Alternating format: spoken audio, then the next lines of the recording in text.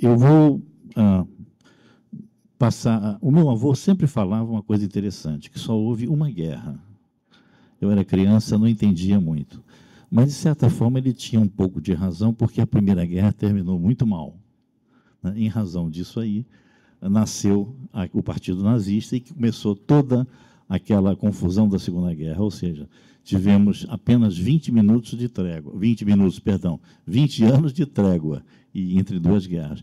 Eu vou pedir para o meu colega aí passar o torpedeamento de um navio. Pode aumentar o som, se puder. Miles off the coast of Australia, the most advanced submarine in the Royal Australian Navy is on battle maneuvers. Esse torpedeamento é um exercício de 2003. É um exercício de 2003. Ó, vai lançar o torpedo agora. All men are ordered to battle stations. Then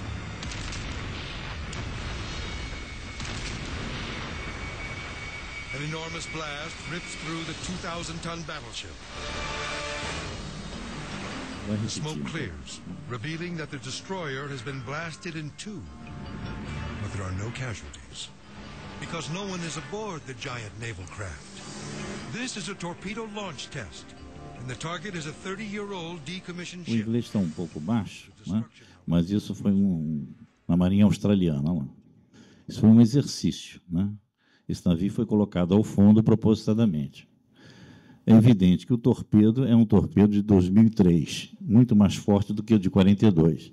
E o costado do navio de guerra tem uma chapa muito mais forte que um costado do navio mercante. Mas, guardando as devidas proporções, eu diria que mais ou menos um torpedeamento de um navio mercante em 42 tenha mais ou menos esse efeito, guardando as devidas proporções, porque a chapa de um navio mercante é muito fina, não chega a ter 2, 3 milímetros. E um navio tem que ser leve para flutuar mais e levar mais carga. Já um navio de guerra já tem outra finalidade. Então, por favor, vamos começar a palestra? Vamos lá. Bom, a Marinha Mercante nos conflitos mundiais. Adiante, por favor. Bom, mais ou menos, vamos abordar esses assuntos muito rapidamente. A Primeira Guerra Mundial, vou falar muito rapidamente, para entrar no intermédio das guerras e a Segunda Guerra. Adiante, por favor. Bom, a Marinha Mercante responde, no Brasil, 90% de todo o comércio, toda a carga, insumos e manufaturados que entra e sai no Brasil é feito pelo mar. A nossa balança comercial gira em torno da Marinha Mercante. Né? Ou seja, o superávit que nós temos é em razão da Marinha Mercante. Não é só brasileira, é a Marinha Mercante mundial. Vamos dizer, o caminhoneiro é importante, mas o caminhoneiro distribui a carga, ele distribui os manufaturados, distribui os insumos, mas se não chegar no continente, o país entra em colapso também. Não é? Então, vocês vejam que 90% de todo o comércio marítimo do Brasil é feito pelo mar, né? Para vocês terem mais ou menos essa importância do que seja um navio. Então, é muito fácil para um submarino vai tentar atacar uma bandeira, vai tentar atacar um país, basta botar um navio mercante no fundo. Ele coloca no fundo a bandeira que o navio a bandeira do navio, né? E também o quê? Também a carga para os portos que ele está levando. Ou seja, ele consegue quebrar a cadeia logística de toda aquela carga para onde aquele navio deveria ir. No caso, os americanos na Segunda Guerra interessava porque os alemães interessavam torpedear os navios mercantes brasileiros, porque o navio levava muita borracha. Como levava muita borracha, que é o material bélico, os nazistas, os alemães, torpedeavam os navios brasileiros para que a borracha não chegasse nos Estados Unidos, uma vez que o Japão já tinha dominado a borracha lá da Malásia. Né?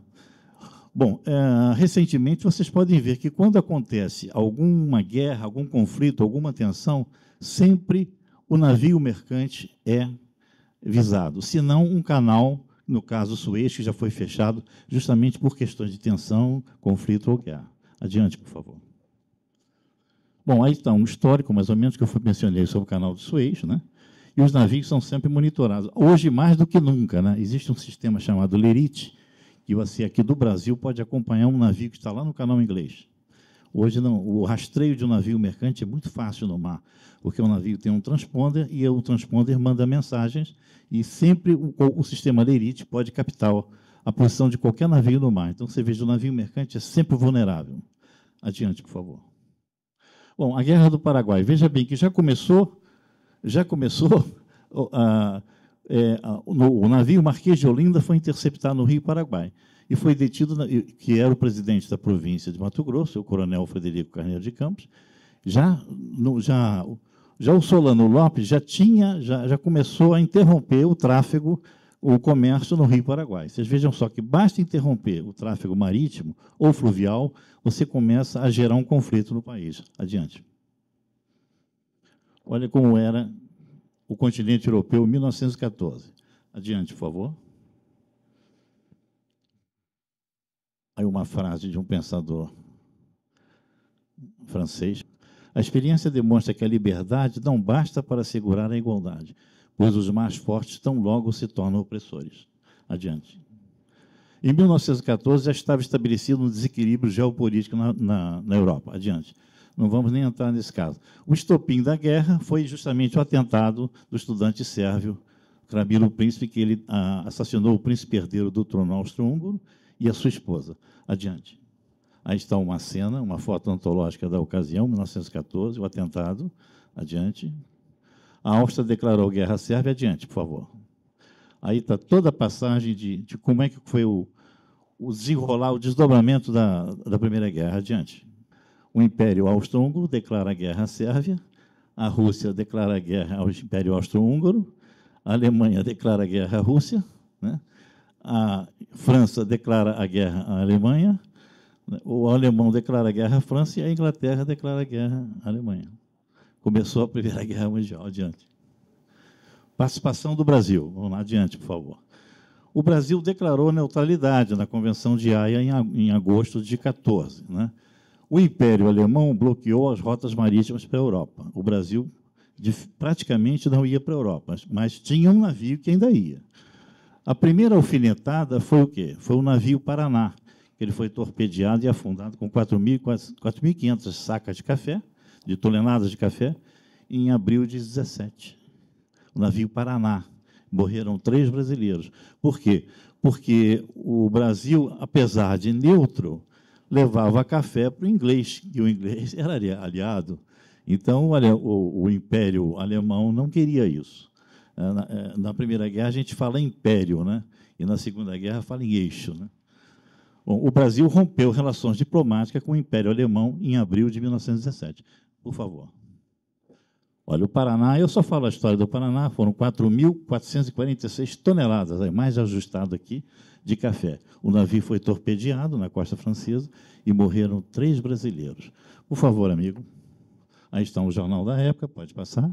Aqui, mais ou menos, um relato do que foi o afundamento dos navios mercantes na Primeira Guerra. Olha lá.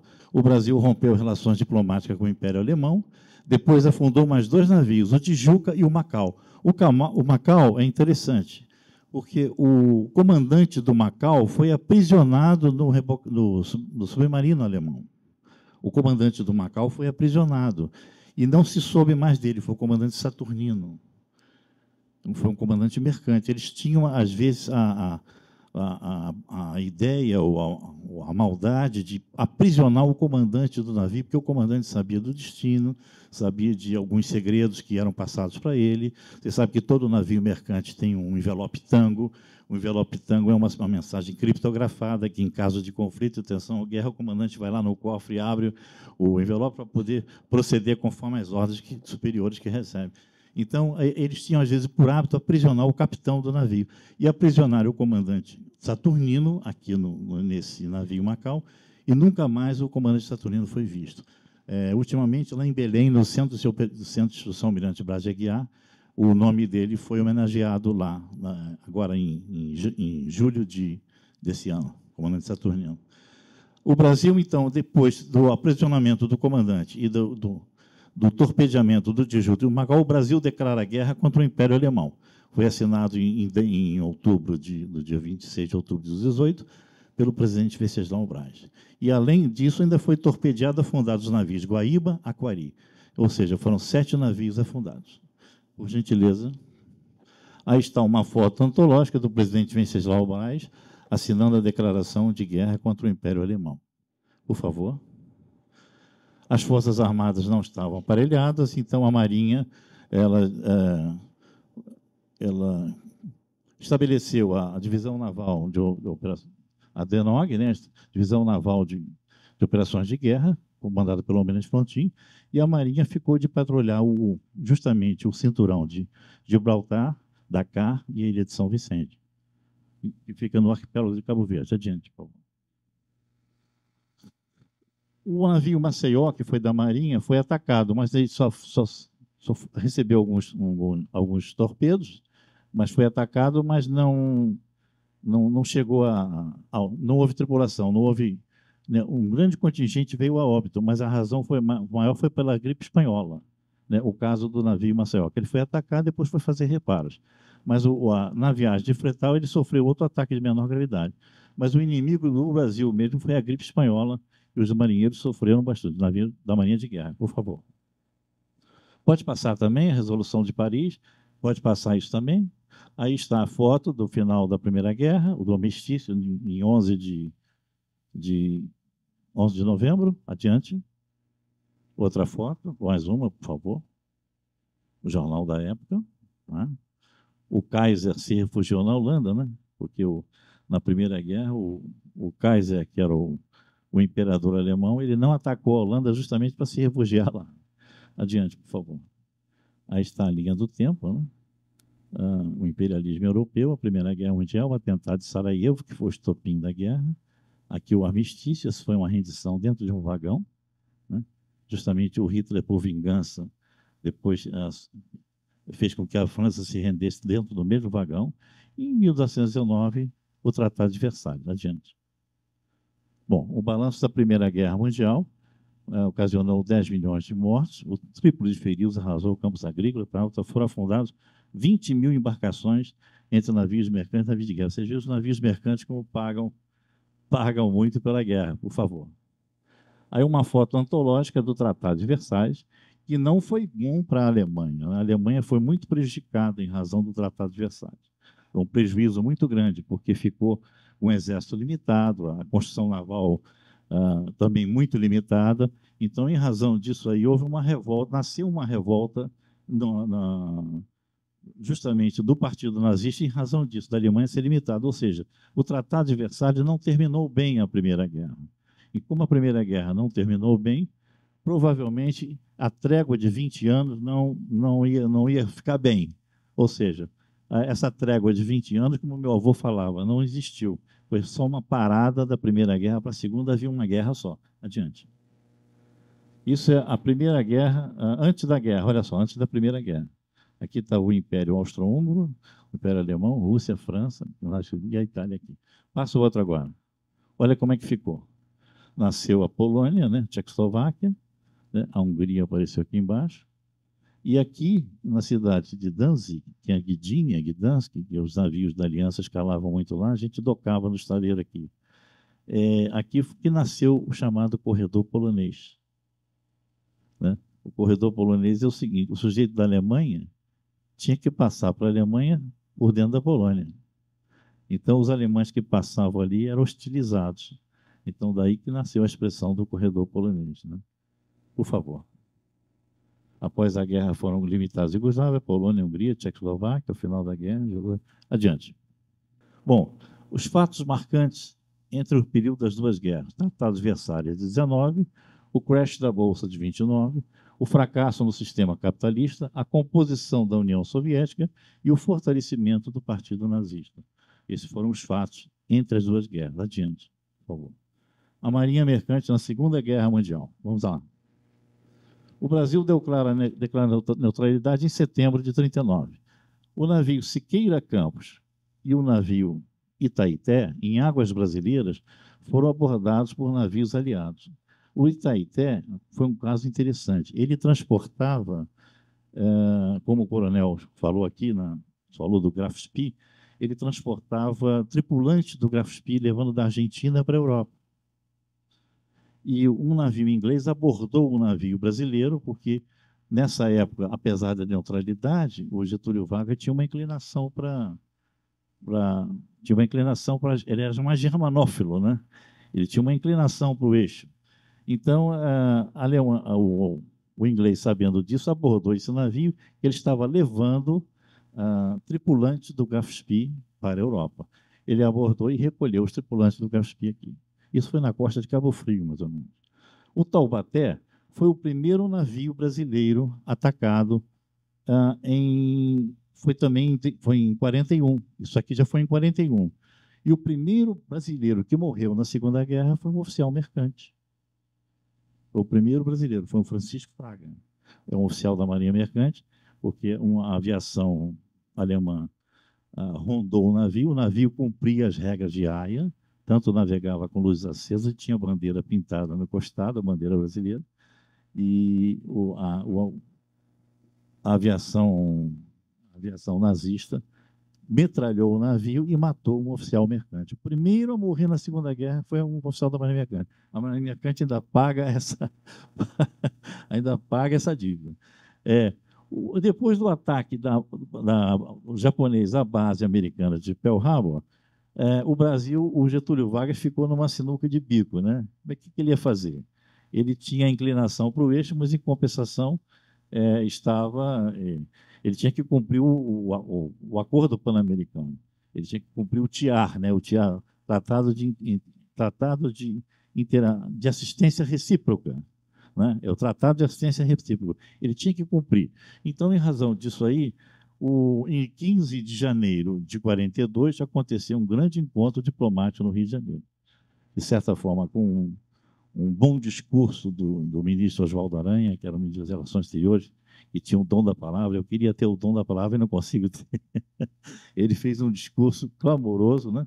E realmente convenceu de que o Brasil tinha que cortar relações com o eixo. Tá? Inclusive, o Brasil já tinha até acordos de Volta Redonda, né? Já tinha acordo.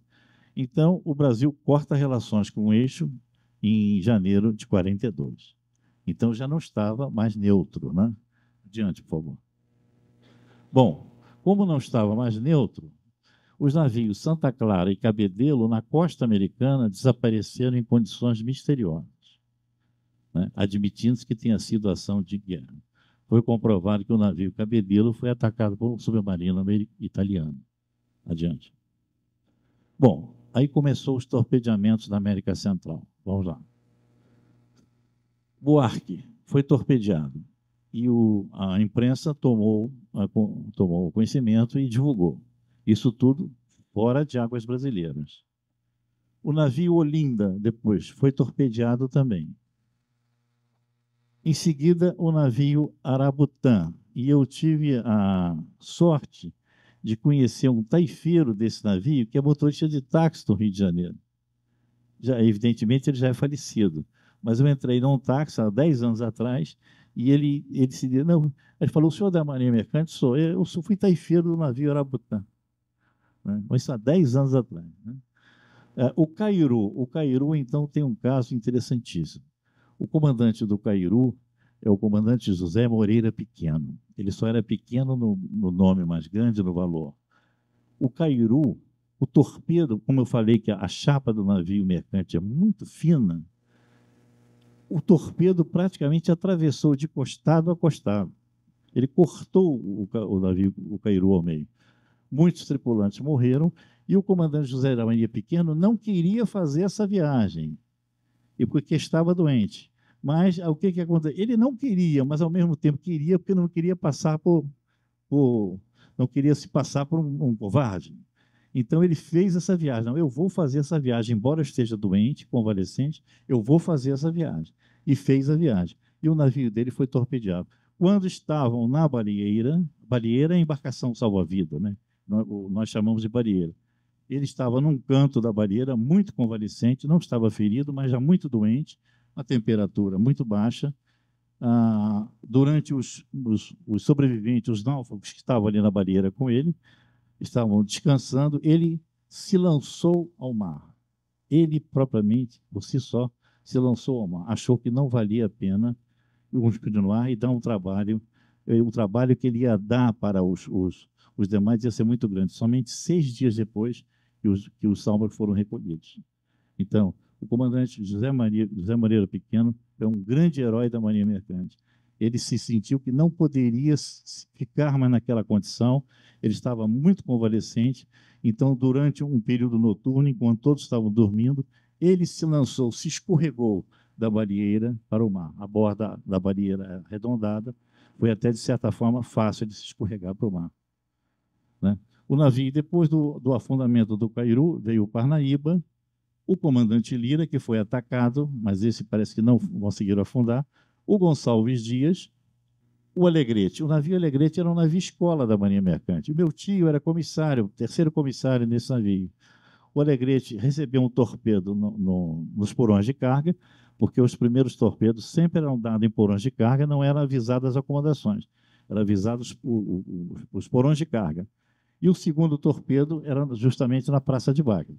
Mas quando deu o primeiro torpedo, e o navio tocou o alarme de abandono e começou a afundar e a adernar, começaram a arriar as embarcações salva-vidas.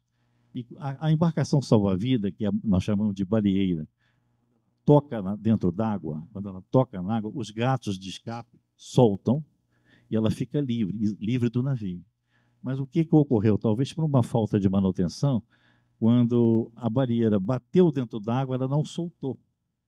Então, o navio que estava com segmento, com máquina muito devagar adiante, foi rebocando a baleeira. Foi rebocando. E já adernado o navio também, adernado meio afundado. Então, o maquinista voltou para a praça de máquina, parou o navio, fechando as válvulas de fechamento rápido, isolou, ou seja, apagou o navio, desceu e conseguiu se salvar também. Esse foi um outro herói da Marinha Mercante. Existem tantas histórias que, se ficasse aqui contando todas essas histórias, não terminava, né? Bom, até o pesqueiro também foi... Olha só, olha que covardia. Até um pesqueiro foi também atacado por submarinos alemães. Por quê? Porque o pescador, ele sabe muito do mar. É impressionante você parar um pescador, a gente que conhece as posições do navio, estudada através da navegação astronômica, sextante, tábua de marés, tábuas de almanaque náutico e tábuas de estrelas. O pescador sabe onde está. Impressionante. Aquilo é de geração para geração. E o pescador sabe reconhecer o que é um cardume e o que é um submarino.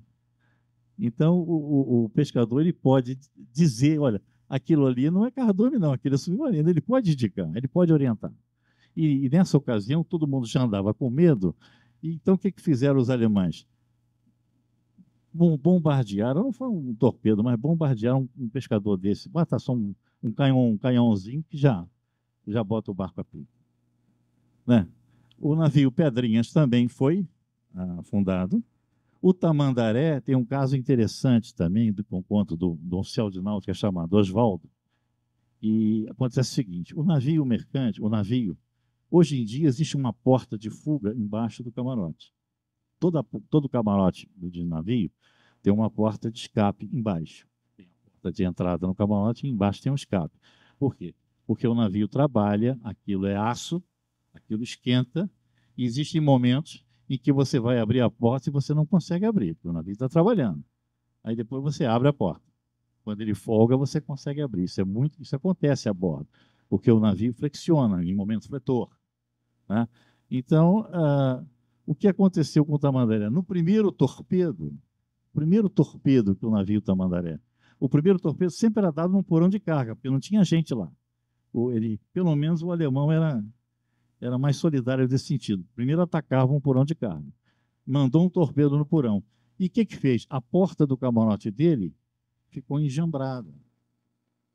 Ou seja, o torpedo abalou tanto a superestrutura que aquele aço retorceu e a porta dele ficou fechada. Ele não conseguia sair do camarote. Naquela época não existia a porta de escape. Então ele não conseguia sair do camarote, o Oswaldo. Ele contava isso, já falecido também. Aconteceu que o alemão deu um segundo torpedo, e o segundo torpedo fez com que ele abrisse a porta. Então, quando ele conseguiu sair, ele já chegou na borda do navio, As baleiras não conseguiram ser arriadas, porque o navio adernou muito, só tinham as balsas, ele pulou na água e nadou até a balsa. E ele gritava, Dankeschön, Dankeschön, agradecendo o segundo torpedo. Vocês vejam só, o caso do Tamandaré teve 4 baixas e eles foram recolhidos depois em Trinidad e Tobago. Depois do Tamandaré, o Piave e o Barbacena. Então, vejam só, todos esses navios foram afundados. E o Brasil ainda era neutro. Isso a imprensa sabia. Isso estava sendo noticiado. Adiante, por favor. Aí está os jornais da época. Né? Aí falando do Olinda lá. O Olinda foi o segundo, terceiro da fila. Adiante. Outro navio, Olinda, falando, por favor. Olha o Cairu aí. Esse é o Cairu do comandante José Moreira Pequeno. Adiante. Olha aí. Partido ao meio, o Cairu. O torpedo partiu ao meio. Adiante. O Alegrete, onde meu tio era terceiro comissário, navio escola da Marinha Mercante. Adiante. Bom, aí foi o estopim. Não é, comandante André? Aí é o estopim da Primeira Guerra. Isso aqui acordou, parece que acordou o Brasil. Precisava acontecer isso para acordar, porque senão os navios continuar sendo torpedeados lá na América Central. Para a Europa, você vê que não tinha como um navio brasileiro ir para a Europa, porque estava bloqueado. Então, começou, olha, o audacioso submarino U-507, sob o comando do Carrasco, né, o capitão de corveta Harold Schacht, no trecho Salvador-Maceió, entre os dias 15 de agosto e 19 de agosto, como bem o comandante André falou, torpedeou e afundou 6 embarcações brasileiras. Essas 3 primeiras foram no litoral de Sergipe. E essas 3 aqui foram no litoral de Salvador. O comandante André abordou essas 3 primeiras no litoral de Sergipe. O Baependi, que levava também a artilharia de dorso do Exército, foram 260 baixas. O Araraquara também, e o Aníbal Benévolo logo em seguida. Depois teve uma pausa, porque o Schacht ficou por ali, navegou mais para o sul, e na altura de Salvador encontrou o Itagiba. Ele também torpedeou. Só nesses aqui foram 551, né, comandante? Só nesses 3 aqui já foram 551 baixas. Depois o Itagiba, na altura de Salvador, e o Arará em seguida. E o interessante é que foram tão próximos esses navios, o Itagiba e o Arará, que o presidente da Anvifeb, o Dálvaro, né? Dálvaro, já é falecido.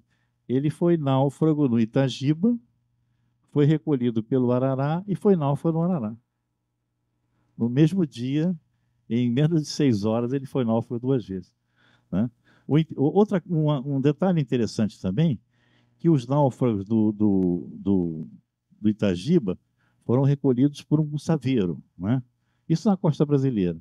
E esse carrasco aqui, o Schacht, ele ficou na espreita, porque o saveiro não levou todo mundo. Não levou todo mundo do Itagiba. Ele ficou na espreita esperando o Arará recolher todos os náufragos que sobraram. Depois que entrou o último, ele torpedeou o Arará. Você veja só a maldade, né? E não muito longe encontrou essa barca Jacira, que era uma barcaça que ele achou que não valia a pena gastar um torpedo com ela. Chegou, retirou os 6 ocupantes dela, pegou os mantimentos da barcaça, foi lá e afundou a barcaça. Então, um total de 652 baixas só nesse agosto negro aqui, que o agosto de 42. Por favor. Aí está uma foto do Baependi. Pode passar, por favor. A declaração de guerra. Diante do clamor popular, em ato público, dirigiu-se ao Palácio do Catete e exigiu uma medida. Olha o povo brasileiro aí, novamente. O povo brasileiro por seu poder político, né? Adiante, por favor. O Brasil reconheceu o estado de beligerância com a Alemanha e Itália. Tá? Por favor. Isso é uma foto antológica da Marinha. Por favor. Estado de guerra. Adiante, por favor. Aí está Finalmente, diante do clamor popular, foi reconhecido o estado de beligerância em 22 de agosto de 42, e 9 dias mais tarde, no dia 31, o Brasil declara guerra ao eixo. Aqui está o presidente Getúlio Vargas. Adiante, por favor. Bom, aí passou então a ser a navegação em comboio. O que é a navegação em comboio? A Marinha começou a proteger os navios. Começou a proteger os navios mercantes. Ou seja, iam caça-mina na frente, cruzadores ao lado e cruzadores atrás. Então, durante a navegação em comboio, pouco se usava luzes, mas o mínimo necessário para não chamar a atenção. E a comunicação de dia era através de bandeiras. E o navio não poderia produzir muita fumaça à luz do dia porque chamava a atenção. Chamava a atenção.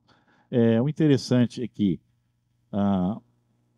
a formação de fumaça, a marcha do comboio era a marcha do navio mais lento, ou seja, era a marcha do cruzeiro do navio mais lento.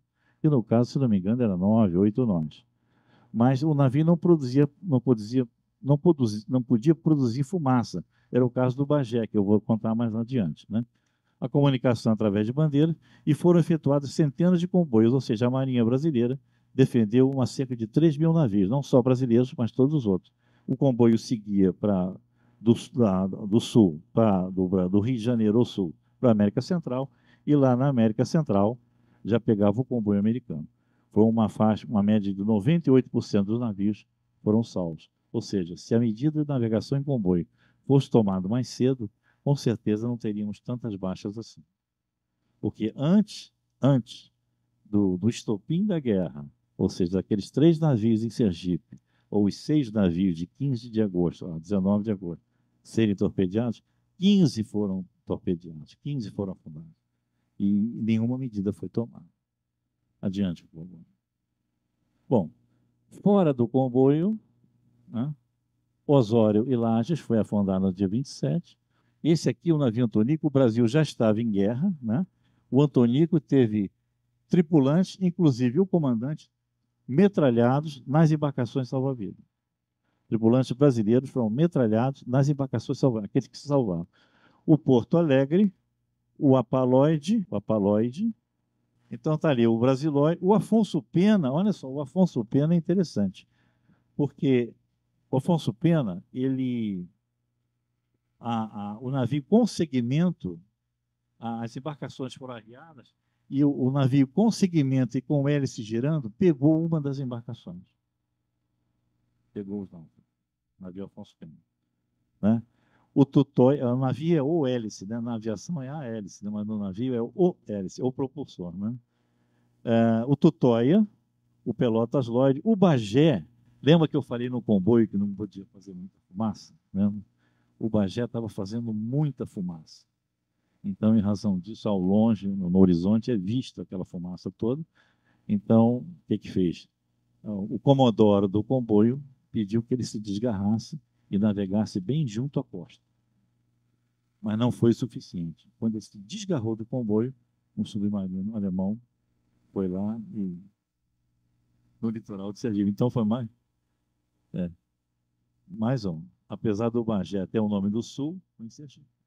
Né? Então, você veja, em Sergipe foram 4. Então. O Bagé se desgarrou e navegou próximo, porque a ideia é que quem se desgarrasse do comboio tinha que navegar próximo à costa.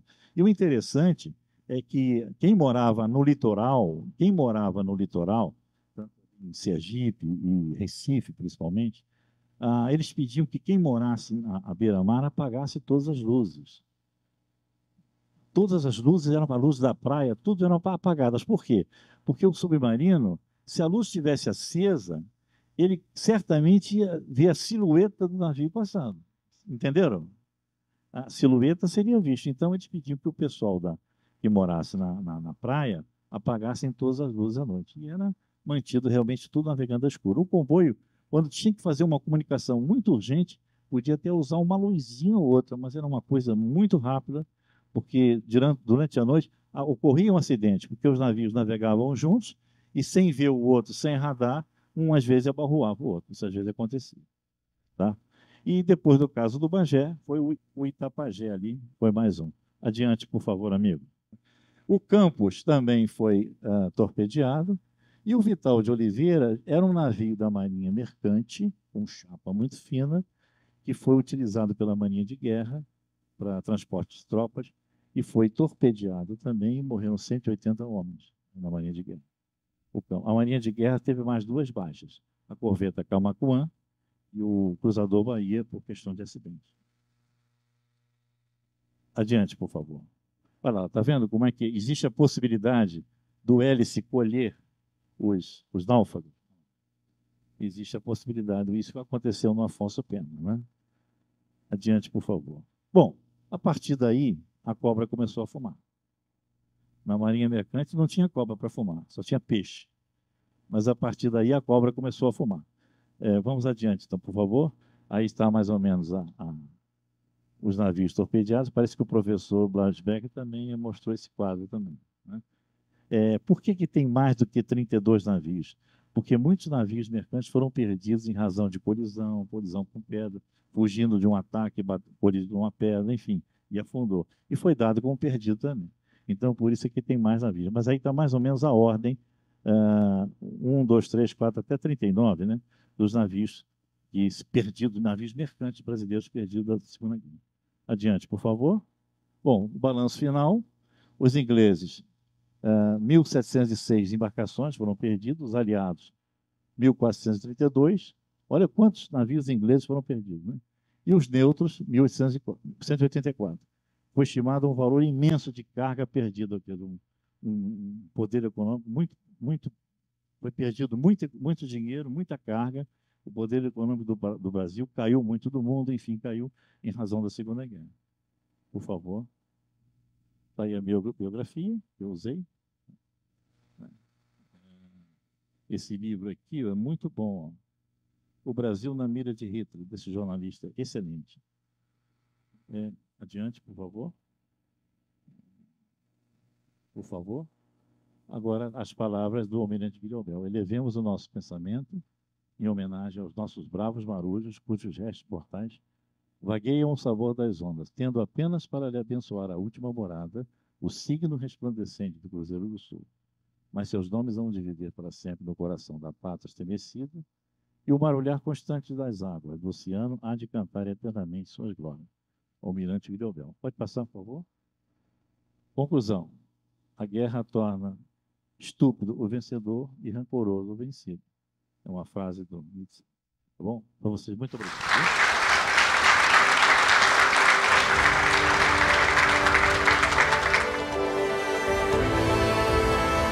Eu considero todos irmãos. Todo ex-combatente para mim é um irmão. Porque nós somos irmãos perante Deus e somos irmão de farda, irmão de luta.